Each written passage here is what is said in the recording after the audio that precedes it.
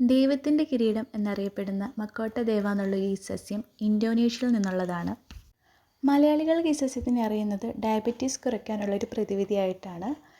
എന്നാൽ ഈ സസ്യം നമുക്ക് ഹൃദയ സംബന്ധമായിട്ടുള്ള അസുഖങ്ങളെ ചെറുക്കുവാനും ക്യാൻസറിനെ ചെറുക്കുവാനും ലിവർ സിറോസിസിൻ്റെ തീവ്രത കുറയ്ക്കുവാനും ഹൈ ബ്ലഡ് പ്രഷറിനെ നോർമലൈസ് ചെയ്യാനും അതുപോലെ യൂറിക് ആസിഡ് ലെവൽ മെയിൻറ്റെയിൻ ചെയ്യാനും വാദം, കിഡ്നി സംബന്ധമായിട്ട് അസുഖങ്ങൾ, തൊലിപ്പുറത്തുണ്ടാകുന്ന അസുഖങ്ങൾ, എക്സേമ, അലർജി മൂലമുണ്ടാകുന്ന ചൊറിച്ചിൽ ഇവയെല്ലാം മാറ്റാനായിട്ട് സഹായിക്കുന്നതാണ്.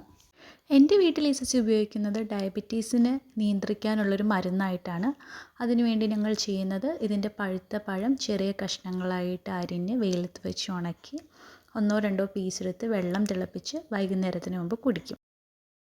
ഇത് പതിവാക്കിയ പിന്നെ ബ്ലഡ് ഷുഗർ ലെവലിൽ വളരെ വ്യത്യാസം ഞങ്ങൾക്ക് കാണാൻ സാധിച്ചിട്ടുണ്ട്.